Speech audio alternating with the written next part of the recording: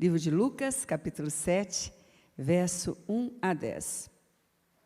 Tendo Jesus concluído todas as suas palavras dirigidas ao povo, entrou em Cafarnaum. E o servo de um centurião, a quem este muito estimava, estava doente, quase à morte. Tendo ouvido falar a respeito de Jesus, enviou-lhe alguns anciãos dos judeus. Enviou-lhe algumas autoridades dos judeus, pedindo-lhe que viesse curar o seu servo. Estes, chegando-se a Jesus, com instância, lhe suplicaram. E olha, chegar perto de Jesus, calculo, né? Cheio de gente, né? Ele falando, ele ensinando. Para chegar perto tinha que ser desse jeito, instância, tinha que insistir, tinha que perseverar. E eles chegaram ali e suplicaram dizendo: ele é digno de que lhe faça isso. Jesus, ele merece, sabe, Jesus? Ele não é... Jesus, ele não é uma pessoa que debocha do que você faz, que fica aí zombando da gente. Mas aí ele explica: porque é amigo do nosso povo e ele mesmo nos edificou a sinagoga. Vamos parar aqui na sessão 1. Jesus havia entrado em Cafarnaum. Jesus morava em Nazaré, né?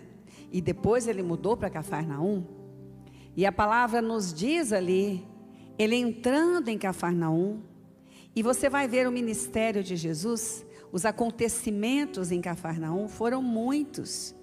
Não era uma cidade qualquer, era uma cidade próxima a Nazaré, mas era uma cidade que tinha grandes empreendedores. Era uma cidade que tinha pessoas que estavam produzindo, pessoas que estavam prosperando, uma cidade com um poder maior administrativo. Era uma cidade onde Jesus teria condições maiores de mais rapidamente enviar a sua palavra, pessoas para trabalharem, como a Fonte da Vida faz. A missão que a Fonte da Vida exerce, a Fonte da Vida é uma igreja amplamente missionária, mas ela não pega um pastor ou um líder e fala: vai para tal lugar e Deus vai te cuidar. Não é assim que a Fonte faz. A Fonte faz o que está lá em Mateus. Ali é chegado, pregado, ensinado, a igreja é colocada ali. A igreja é missão. E Jesus, você pode ver, ele fazia assim, os apóstolos faziam assim. Jesus estava ali, fazendo aquilo que o Pai lhe havia dito para fazer. E ele estava em um momento de entrada, onde anciãos, pessoas que estavam ali também nas sinagogas, haviam sido enviadas por um homem que tinha um servo, alguém que estava na sua casa. Quem teme a Deus sabe quem está na sua casa não é só um trabalhador. Quem teme a Deus sabe que quem trabalha na sua casa, Deus colocou ali para que você seja um instrumento de bênção para aquela vida, para que você seja um instrumento ali de conhecê-lo. Quem recebe diz amém. Ninguém entra na sua casa por coincidência, e nem você deixa entrar de qualquer maneira. Então aquele servo ali, ele estava enfermo, mas não estava só enfermo. Ele estava em uma enfermidade que conhecidamente, porque aqui diz, estava levando à morte. E aqueles anciãos chegaram ao Senhor e contaram uma história de fé daquele homem. Sim, uma história. A sua fé tem história. A sua fé tem história. A sua fé tem história. Eu tenho certeza que tem. Quantas vezes a gente encontra pessoas e fala: olha, eu conheço alguém da sua igreja. Sim, me convidou. Olha a sua história fazendo aí, né? Olha, não, eu fui porque aquela pessoa me trouxe. Eu fui porque a outra me trouxe. Olha, a sua história é uma história de fé. E aquele homem ali, então, ele tinha uma história de fé. E essa é a chave Quando aqueles anciãos chegaram, falaram: Jesus, olha, ele não é inimigo do nosso povo. Jesus, ele não é como aqueles que perseguem o nosso povo.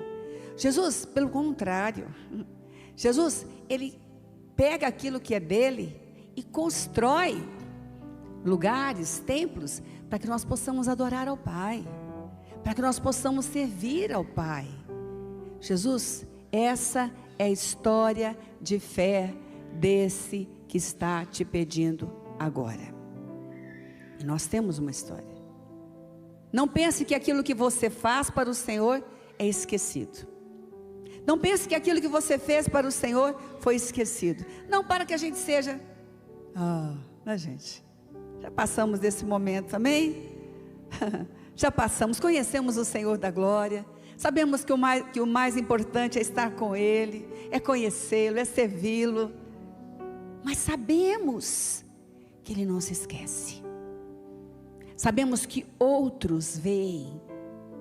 Sabemos que edificamos a fé de outros. Por que que esses homens correram? Porque eles sabiam que aquilo era importantíssimo. Eles viram pessoas entrar nas sinagogas, ouvindo. Quantas vezes Jesus entrava e pregava? Quantas vezes? A palavra diz assim. Aliás, a palavra diz que ele ia todos os dias, né, no templo. Então, aqueles homens relataram uma história. E hoje, a sua fé está fazendo uma história. E hoje, a sua fé está ecoando na vida dos seus filhos, na vida dos seus pais, na vida dos seus vizinhos. Não pense que ela se cala, porque a sua fé veio do que a palavra liberou. E a sua fé está fazendo história. Bom, mas aí então, essa história de fé daquele homem. Seção 2, vamos lá. 6, verso. Então Jesus foi com eles, e já perto da casa, o centurião enviou-lhe amigos para lhe dizer: Senhor, não te incomodes, porque eu não sou digno de que entres em minha casa. Por isso, eu mesmo não me julguei digno de ir ter contigo, porém, manda com uma palavra. E o meu rapaz será curado. Olha, se o meu senhor Naamã for lá com o profeta, lá na casa, lá onde Deus trabalha, ele vai ser curado. Aquela menina, aquela palavra que talvez muitos zombaram e riram, mas aquela senhora que estava convivendo, que estava vendo a fé daquela menina como história, mas aquele senhor que conviveu com aquela menina, porque ela estava dentro da casa, ouviu aquela palavra e foi segundo aquela palavra, porque a palavra de Deus não tem idade. A palavra de Deus tem autoridade. Autoridade. A palavra diz em um dos evangelhos que as pessoas vinham ouvir Jesus, porque ele falava como quem tem autoridade. A palavra de Deus tem autoridade. Isso quer dizer que ela pode mandar. E as coisas mudam de lugar, e as coisas tornam-se diferentes, e as coisas são chamadas à existência aquilo que não existe. A palavra de Deus tem autoridade, e ele disse: se você mandar uma palavra, me basta. Me basta. Sabe o que a gente precisa nas nossas dores, nas nossas dificuldades, nas nossas lutas e também nas nossas alegrias? De ouvir uma palavra que vem de Deus e recebê-la como autoridade da palavra de Deus. E a gente diz: Senhor, manda essa palavra, porque ela me basta. Eu não sei nas suas dificuldades, né? E olha, eu acho que a gente nem precisa citar dificuldades, né, gente? Todo mundo tem, né?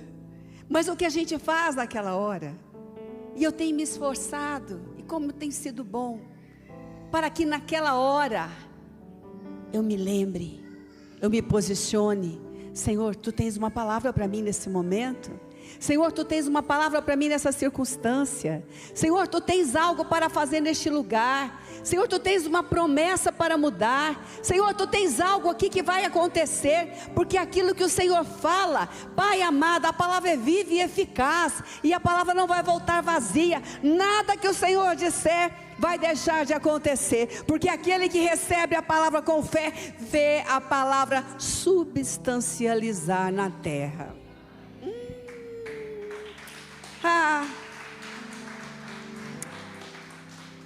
Por que eu estou parando um pouco aqui, né?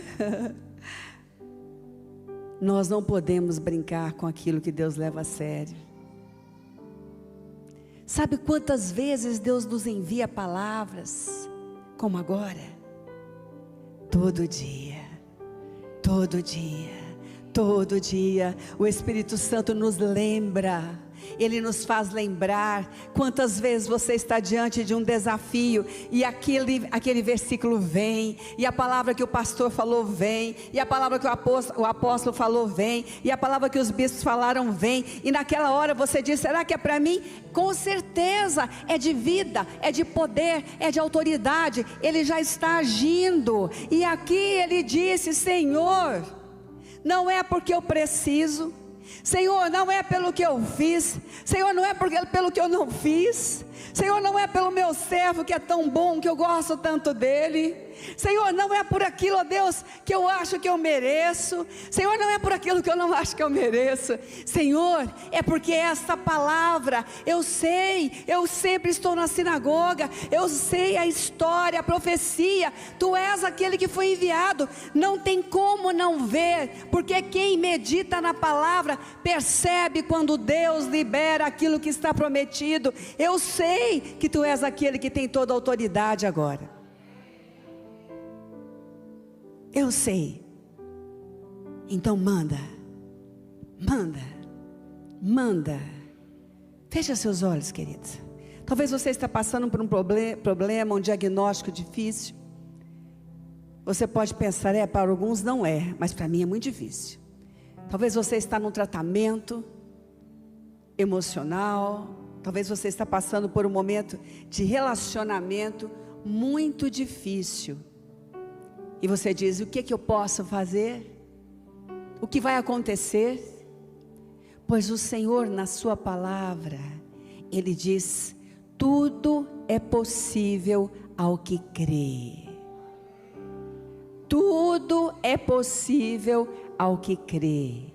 E a sua palavra diz, nada é impossível para Deus em todas as suas promessas. Nada. E você tem uma promessa de Deus na sua vida, para sua casa, para sua família. Você que está me assistindo, você tem uma promessa de Deus também para sua vida, para sua casa, para sua família. E a palavra diz, crê, tu e tua casa será salva. Crê. Essa palavra tem autoridade. Levanta sua mão, querido, e diz comigo. Eu não sei o que é a sua casa. Talvez a sua casa vai incluir um servo, como está aqui, que você ama, mas que faz parte da sua casa. Então levanta sua mão e diz, Senhor, eu creio. Essa palavra é para mim. Eu recebo, meu Deus, que chegue na minha casa, que ela se cumpra. E toda a honra, meu Deus, e toda a glória darei a Ti. Amém. Então nessa hora aquele homem disse, olha, não é pelo que eu sou, não é pelo que eu tenho. Às vezes nós achamos que as pessoas que têm muitas coisas, né, podem ser as mais soberbas. Irmão, olha, se bem adquirido tivesse a ver com soberba, misericórdia, né, gente? Então os mais simples e humildes seriam aqueles que não têm nada. Mas não é verdade. Soberba e humildade pertence ao coração de quem quer guardar. Mas então, aquele homem que estava com tudo aquilo, falou: ó, Deus, eu sei que nada do que eu tenho, nem meu choro, vai poder mudar essa circunstância. Porque a autoridade não está no que eu sinto, está naquilo que o Senhor fala. Aí então, verso 9: ouvidas estas palavras, admirou-se Jesus dele, e voltando-se para o povo que o acompanhava, disse: afirmo-vos que nem mesmo em Israel achei fé como essa. E voltando para casa, os que foram enviados encontraram curado aquele servo. Aleluia, aleluia. Mas o que ele disse aqui? Ele ouviu a história da fé daquele homem. Deus escuta a história da sua fé, sabia? Bispo, Jesus sabia já, ele é onisciente. Mas ele escuta. Ele escuta quando você insiste com a sua família. Ele escuta quando você vê e se alegra quando alguém está voltando para a casa do pai, ao invés de ficar, ai meu Deus, aquele filho que ficou. Ele escuta quando o pai fala: olha, essa pessoa estava longe, voltou, e você fala: glória a Deus, bem-vindo você, bem-vinda você. Ele escuta, ele sabe da sua fé, e nessa memória de Deus que é construída, ele continua liberando fé para o seu coração, continua enviando palavras para o seu coração, porque aquilo que Deus tem é bem maior do que aquilo que já alcançamos hoje, porque a fé cresce. Fala comigo: a fé cresce. Fala: a fé aumenta, a fé torna-se maior. Não é porque ela é pequena hoje que ele deixa de agir, mas ela não vai continuar desse tamanho, porque ela vai se manifestar, e a história vai aumentar, e muitos vão crer. E aqui, como está escrito aqui, ele disse: olha, eu achei, Jesus falou, né? Nem lá em Israel, nem por onde eu andei, nem no lugar onde deveria ter, eu vi fé desse tamanho, mas eu achei uma fé que se diferenciou. Eu achei algo aqui. E ele disse: nem mesmo em Israel eu achei uma fé como essa. E a palavra diz: aqueles voltaram para casa e viram acontecer como Jesus mandou acontecer. Sabe que diferencia às vezes aqui dentro? É que às vezes nós passamos um tempo contemplando as palavras de Jesus, que são lindas, maravilhosas, aquecem o coração, acolhedoras.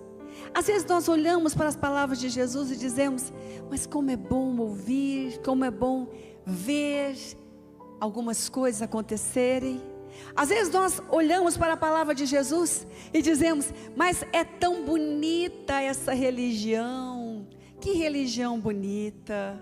Tem tantas religiões bonitas, né? Às vezes nós encontramos pessoas assim, e nós já fomos assim, só piscou, né? Tem tanta religião bonita, né? Todas levam a Deus. Nossa, mas como isso é maravilhoso, como isso soa bem, esta palavra. E às vezes nós ficamos naquele nível. Mas quando nós levantamos a nossa fé e dizemos: não é só beleza, não é só acolhimento, é poder. É poder. É poder.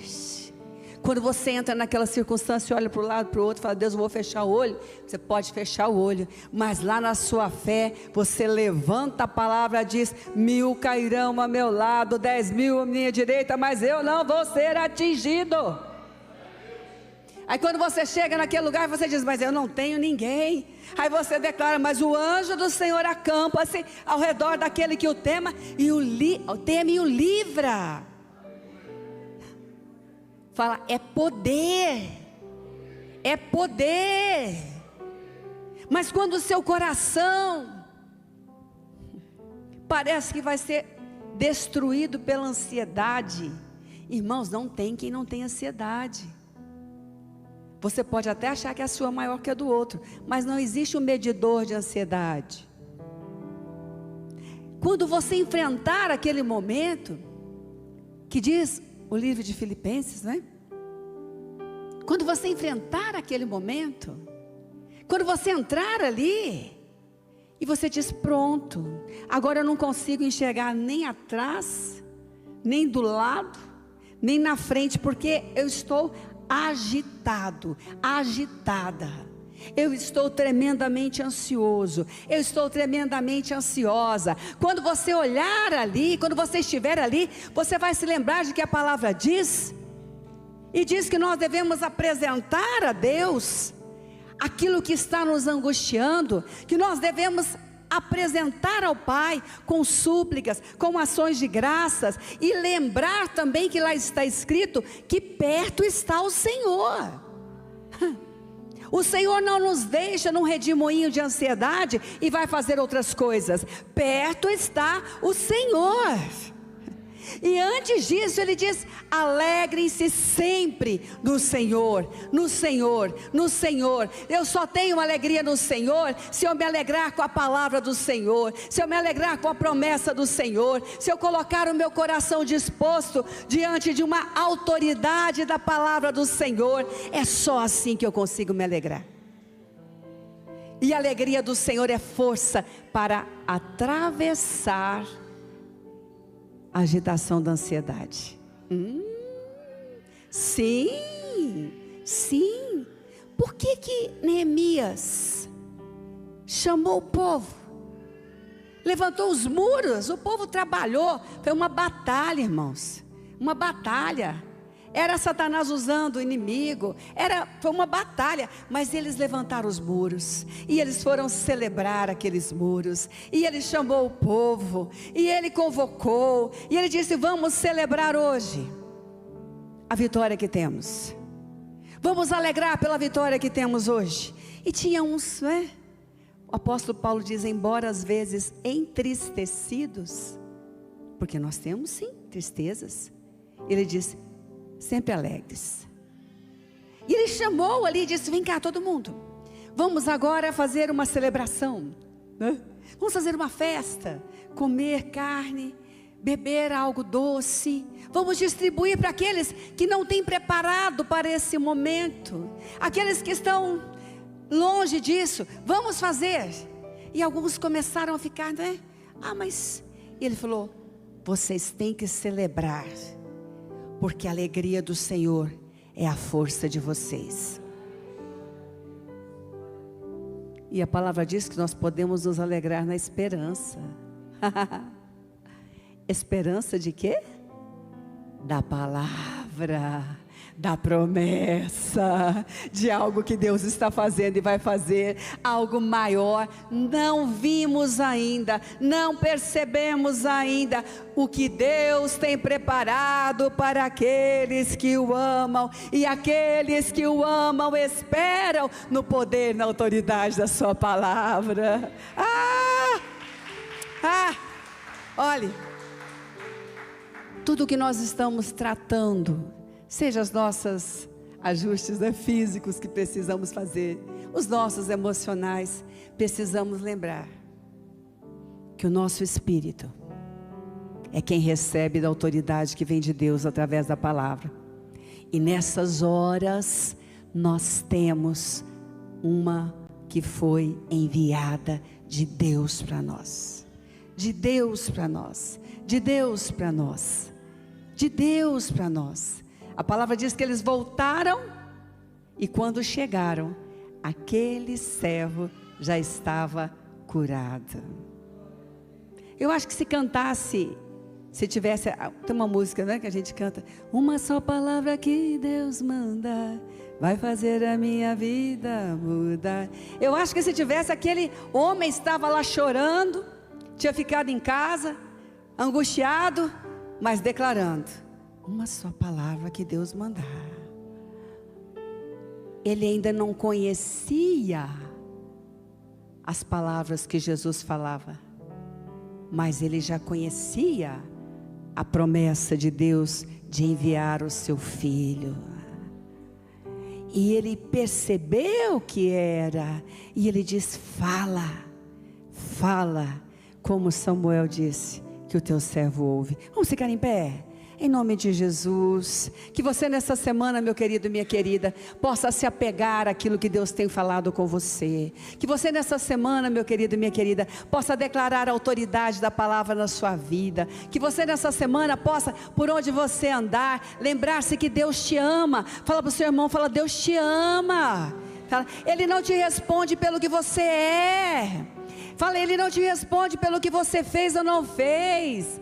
Fala, Ele te responde porque Ele prometeu te responder quando você ora. Ele diz, pede, me darei as nações por herança. Ele diz, pede, você vai receber. Fala, Ele não faz por aquilo que você deixou de fazer um dia, mas Ele faz porque Ele prometeu. E talvez você está aqui hoje dizendo, mas eu não mereço, eu não deveria nem estar aqui. Talvez você está dizendo aqui hoje, olha, mas tudo que eu fiz, eu acho que Deus nem vai se lembrar de mim, pois Deus tem totalmente fidelidade àquilo que Ele prometeu, pois Deus tem totalmente fidelidade àquilo que Ele está agora falando com a casa dEle, e Ele está falando agora com você. Fecha os seus olhos e fala, Deus, eu quero, essa palavra para mim. Deixa o Espírito Santo te lembrar aí agora. Fala com Ele, Senhor, é minha, eu recebo. O apóstolo sempre diz, a palavra é para quem recebe, irmão. Pode passar pertinho e você não receber, pega e fala, Deus, é para mim, Deus, eu creio, Deus, eu creio na minha cura, Deus, eu creio que a minha casa não é casa de pessoas, ó Deus, com uma fé, ó Deus, morta, mas a minha casa é uma casa de uma fé avivada, de pessoas fervorosas, Deus, servos do Senhor, pega a palavra, declara, abre a palavra, fala, Senhor, eu creio, Senhor, a semana que vem a minha família vai estar aqui, nos pés do Senhor, sendo avivados, cheios do Espírito Santo, meu Deus.